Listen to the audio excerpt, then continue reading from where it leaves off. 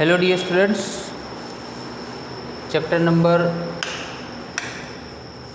4 में आज हम एक्सरसाइज के सम नंबर है अपना 4.22 आज सोल्व करते हैं। I cap and j cap are the unit vectors along the x and y axis respectively. वो हम जानते हैं आई कैप जो होता है वो एक्स एक्सिस का यूनिट वेक्टर है और वाई है वो जे कैप है वो वाई एक्सिस का यूनिट वेक्टर है। What is the magnitude and the direction of the vector I cap plus j cap and I cap minus j cap?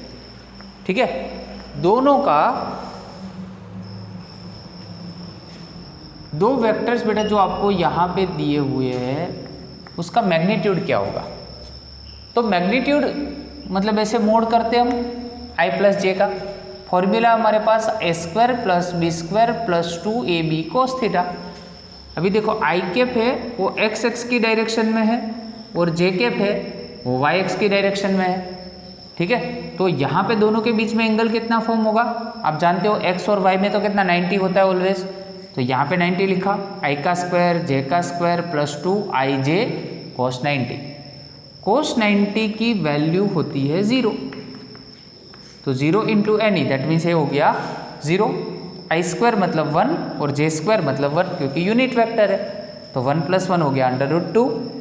Similarly I minus J, I square करो minus जे का square करो plus 2i और यहाँ पे मैंने minus जे लिखा cos 90, again cos 90 0 हो गया। आई स्क्वायर का यहाँ पे 1 होगा और जे भी 1 होता है, -1 का स्क्वायर करोगे तो भी +1 होगा। क्लियर, तो आई की जो डायरेक्शन है वो ऐसे होगी, बट माइनस जे कहाँ पे होगा क्योंकि माइनस जे मतलब -y हुआ, तो यहाँ पे होगा नीचे की साइड पे। आया समझ में, बट दोनों की वैल्यू देखो सेम आई, यहाँ पे भी √2 तो यहाँ पे भी √2। ओके, तो एक तो मैग्नीट्यूड फाइंड करना था। ओके, और दूसरा देखो डायरेक्शन भी बोला है, ठीक है ना।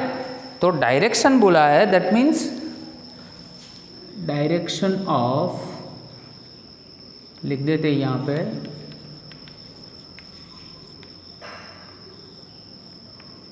I plus J. Suppose I plus J makes an angle theta with respect to X axis. मान लो कि I प्लस जे है, ठीक है, वो एक्स एक्सिस के साथ थीटा एंगल फॉर्म कर रहा है। तो हमारे पास थीटा फाइंड करने के लिए एक फॉर्मूला था डॉट प्रोडक्ट का, a dot B is equal to A B cos theta. अभी a मतलब फर्स्ट वेक्टर, तो आई कैप प्लस जे कैप, और b मतलब सेकंड। अभी सेकंड वेक्टर कैसे निकालोगे, तो यहाँ पे हमने लिखा है एक्स एक्सिस, तो X axis that means I cap. X axis का यूनिट वेक्टर क्या होता है, आई कैप। तो अगेन फर्स्ट मैग्नीट्यूड क्योंकि a है, b मतलब ए सेकंड का मैग्नीट्यूड इंटू कॉस थीटा, इसकी वैल्यू तो हम जानते हैं, और यहाँ पे ए नॉन वैल्यू है 1, यूनिट वेक्टर की value cos theta, I dot I मतलब 1 और जे डॉट आई मतलब 0। तो cos theta is equal to 1/√2 होगा, तो theta is equal to cos inverse 1/√2, so that theta is equal to 45। Okay, Similarly, if I minus j makes an angle theta with respect to x axis। चलो, तो यहाँ पे I minus जे होगा और यहाँ पे आई कैप लिखेंगे इज इक्वल टू, यहाँ पे मैग्नीट्यूड हमने बेटा कर दिया, तो यहाँ पे हो गया i cap minus j cap और ये हो गया j cap i cap into cos theta, right. तो आई कैप इंटू आई कैप तो 1, j cap into i cap तो ये तो 0 हो जाएगा। आई माइनस जे वैल्यू आपने फाइंड की है √2, 1 कॉस थीटा, अगेन आंसर आया अपने पास 1/√2, सो दैट थीटा यहाँ पे भी कितना बनेगा 45। बट ये दोनों में डिफरेंस क्या है, दोनों में 45 आंसर आया पर वेक्टर तो दोनों डिफरेंट है। तो यहाँ पे मैं ड्रॉ करके बताता हूँ यूनिट वेक्टर। देखो ये जो 45 बन रहा है ना वो यहाँ पे बन रहा है ऊपर की साइड। अभी इसमें जो 45 फॉर्म हो रहा है वो एक्चुअल में यहाँ पे बन रहा है। ओके, तो देखो पूरा सर्कल कितना होता है, 360 डिग्री का होता है। यहाँ से मतलब ऐसे घूम के आओगे तो 360 डिग्री का होता है। तो यहाँ पे आपको 3 ऐसे 1, 2 और 3 क्वाड्रेंट में से पास होना पड़ेगा और यहाँ पे पहुँच जाओगे। तो टोटल एक्चुअल में जो एंगल होता है ना वो 360 में से कितना माइनस करेंगे हम, क्योंकि पूरा 360 है उसमें से 45 तो ये निकल गया, ये वाला पोर्शन, ये जो मैं हैश लाइन यहाँ पे ड्रॉ कर रहा हूँ, तो -45 दैट मीन्स 315 आपका आंसर होगा। आया समझ में? तो इस तरह से दोनों में ये डिफरेंट है, i-j और i+j में। अभी देखो दूसरा क्वेश्चन भी आपको साथ में दिया है। एक वेक्टर आपको दिया है a वेक्टर जिसकी वैल्यू है 2i कैप और 3j कैप। क्या है? 2i कैप और along the direction of i+j cap what are the component vector. तो क्या बोला है? कंपोनेंट वेक्टर हमें फाइंड करना है i+j और i-j के साथ में। तो कंपोनेंट वेक्टर कैसे फाइंड करेंगे?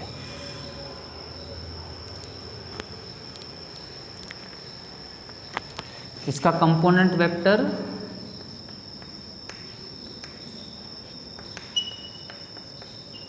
i+j के साथ। तो ये i+j वाला पोर्शन मैं करवाता हूँ, i-j वाला पोर्शन आपको करना है। क्लियर?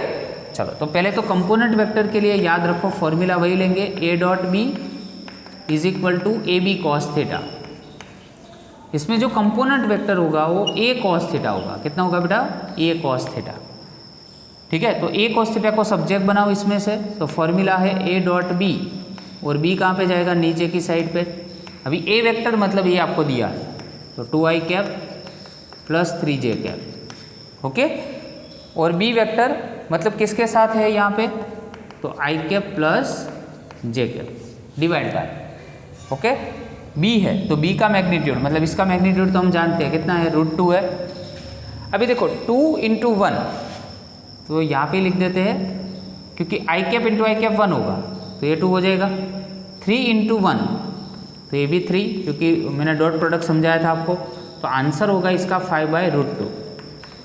याद रखना यहाँ पे आंसर बेटा कितना आया इसका? a cos थीटा, मतलब इसका कंपोनेंट आ गया, इसको उसका कंपोनेंट बोलते हैं। बट साथ में बोला है कंपोनेंट वेक्टर, तो कंपोनेंट वेक्टर बोला है इसलिए उसका यूनिट वेक्टर भी फाइंड करना पड़ेगा उसी डायरेक्शन में। अभी यूनिट वेक्टर का क्या फॉर्मूला है? तो vector divide by it's modulus. तो वेक्टर मतलब i+j और इसका मैग्नीट्यूड करोगे तो √2 होगा। ठीक है, तो a cos थीटा उसके साथ n1 कैप ज्वाइन कर दो तो ये कंपोनेंट वेक्टर बन जाएगा।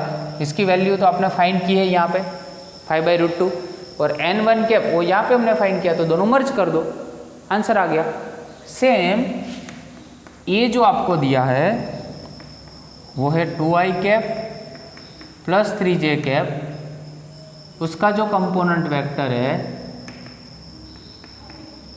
वो भी हमें फाइंड करना है i cap minus j cap के साथ। डन? चलो, वैसे ही 4.23 उसमें से कौन सा राइट है रिलेशन वो आपको मेंशन करना है। तो उसमें एवरेज वेलोसिटी का रिलेशन दिया है, तो b नंबर और e नंबर जो रिलेशन है वो राइट है। b and e are correct. तो मतलब a कौन से रह गए? a, c and d। ठीक है ना?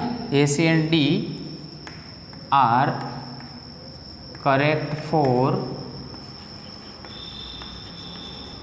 Uniformly accelerated motion. अगर ये यूनिफॉर्मली एक्सेलरेटेड मोशन होता तो उसके लिए 3 स्टेटमेंट करेक्ट होते। तो ये जो 2 स्टेटमेंट दिए हैं उसमें से बी का डिस्कस करते हैं हम। तो देखो एवरेज वेलोसिटी दिया हुआ है, तो average velocity is equal to simple, ऊपर डिस्प्लेसमेंट और नीचे टाइम। तो डिस्प्लेसमेंट मतलब RT2 minus RT1 divide by time interval, तो वो राइट है। ई नंबर में भी सेम है, एवरेज एक्सेलरेशन है तो ऊपर वेलोसिटी और नीचे टाइमिंग। तो इसमें कोई दिक्कत नहीं है। But rest of the 3 equations are given and they are correct only when the uniformly accelerated motion. अगर मोशन यूनिफॉर्मली एक्सेलरेटेड होती तो उसके लिए भी फॉर्मूला हमारे पास 3 थे, उसमें से 2 तो इसमें ही दिया है। बट फर्स्ट फॉर्मूला जो है वो मैंने आपको पहले भी बताया था, जब यूनिफॉर्मली एक्सेलरेटेड मोशन होती है ना तो ऐसे हम एवरेज ले सकते हैं, v1 प्लस v2 और डिवाइड बाई 2, दोनों का प्लस डिवाइड बाई 2। ये कब पॉसिबल है? जब यूनिफॉर्मली एक्सेलरेटेड मोशन होती है तब। 4.24 read each statement below carefully, state with the reason and example if it is true और फॉल्स। ठीक है, a scalar quantity is one that, सारे स्टेटमेंट स्केलर क्वांटिटी के लिए दिए हुए। फर्स्ट है is conserve in a process, जो स्केलर क्वांटिटी है वो प्रोसेस में कंजर्व होती है, तो ऐसा पॉसिबल नहीं है, ये वैसे फॉल्स है। जैसे मैं आपको एग्जांपल दूँ, kinetic energy,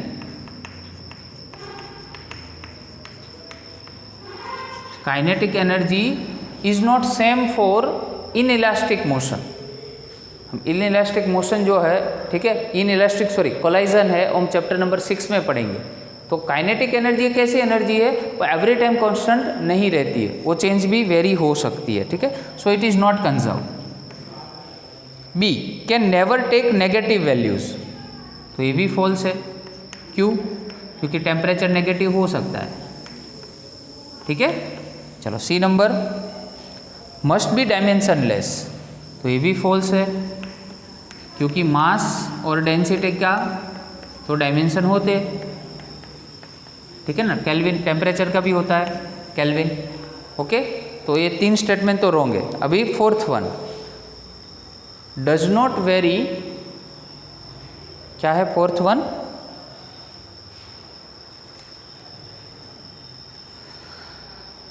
does not very from one point two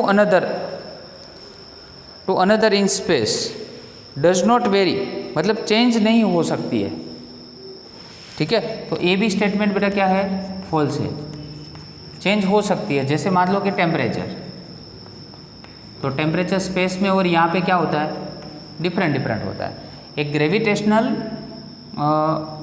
constant के बारे में जी तो फिक्स्ड होता है, देखो जी 9.8 की वैल्यू फिक्स होती है। ठीक है, तो यहाँ पे जो एक टेम्परेचर जो है वो एक स्केलर क्वांटिटी है, जो यहाँ पे और स्पेस में दोनों में डिफरेंट होता है। पर इसमें इन लोगों ने बोला है कि डज नॉट वेरी, तो रॉन्ग है। Has the same value for observe with the different orientation of axis, तो ए राइट है। ठीक है, तो ये करेक्ट है। सेम वैल्यू अगर मैं किसी चीज़ को इस एंगल से देख रहा हूँ, या तो मैंने एंगल चेंज कर दिया, दैट मीन्स मैंने ओरिएंटेशन किया। ठीक है, तो ये लोग यहाँ पे ऐसा बोल रहे हैं कि वैल्यू उसकी सेम ही होगी। मतलब मान लो कि हम मास क्वांटिटी लेते हैं, मास के बारे में डिस्कस करते हैं, क्योंकि वो स्केलर क्वांटिटी है। तो यहाँ से मैंने किसी चीज़ को देखा, अदरवाइज कोई ओरिएंटेशन मतलब किसी और एंगल से अगर देखते हैं तो उसका मास तो चेंज नहीं होने वाला है। ठीक है, मास तो थोड़ी चेंज होगा, यहाँ से देखूंगा, वहाँ से, यहाँ से, तो सब जगह पे वो सेम ही रहेगा, तो वो चेंज नहीं होने वाला है। So that's why this statement is right. Okay, now 4.25, तो last sum of this chapter 4.25, read each statement below carefully and state with the reason example. An aircraft is flying at a height of 3400 metre above the ground. एक flight है और ground से 3400 metre की ऊंचाई पर fly हो रही है। ठीक है, if the angle subtended at the ground observation point by the aircraft position is 10 second apart is 30, what is the speed of the aircraft. तो ये मान लो कि यहाँ पे उसकी इनिशियल पोजीशन है, एयरक्राफ्ट यहाँ से पास हुआ, ये होगी उसकी फाइनल पोजीशन। तब उसने यहाँ पे जो एंगल फॉर्म किया है वो टोटल एंगल कितना है बेटा? 30। ठीक है, तो ये परपेंडिकुलर बाइसेक्टर अगर ड्रॉ करें, परपेंडिकुलर बाइसेक्टर, ये दोनों सेम हो, तो यहाँ पे मैं लिख देता हूँ ए, यहाँ पे लिख देते बी और ए सी। ओके। तो परपेंडिकुलर बाइसेक्टर है तो ये एंगल भी क्या होगा सेम, ये 30 है तो टोटल ये हो गया 15 और यहाँ पे भी कितना होगा 15 एंगल। ओके। और आप जानते हो कि इसमें ट्राइंगल जो OCA है उसमें मेजरमेंट ऑफ एंगल CO 90 हो गया, दैट मीन्स हम पाइथागोरस उसमें अप्लाई कर सकते हैं, ठीक है। और मेजरमेंट ऑफ एंगल यहाँ पे टोटल AOB अगर कंसीडर करें तो वो 30, बट उसके रिस्पेक्ट में अगर AOC लिखे तो वो बेटा कितना मिलेगा उन्हें, ओनली 50। ओके चलो, तो 10 15 की वैल्यू निकालो। तो 10 15 इज इक्वल टू क्या होगा, तो ऑपोजिट है AC और डिवाइड बाय एडजेसेंट, तो ए एडजेसेंट साइड हो गई OC। चलो, तो यहाँ से आप AC निकाल सकते हो, OC इंटू 10 15। OC की वैल्यू आप जानते हो, देखो ये है ना वो पूरा 3400 है और नेचुरल टेंजेंट के टेबल में आप 10 15 भी फाइंड कर सकते हो, तो AC मिल जाएगा यहाँ से आपको। अभी AC और CB वो तो दोनों सेम है, मतलब आपको AB मिल जाएगा, तो AB is equal to 2 times AC लिख सकते, तो जो भी वैल्यू आती है उसको 2 टाइम्स कर दो तो AB मिल जाएगा आपको यहाँ से। अभी हमें फाइंड करनी है स्पीड, तो speed is equal to distance divide by time.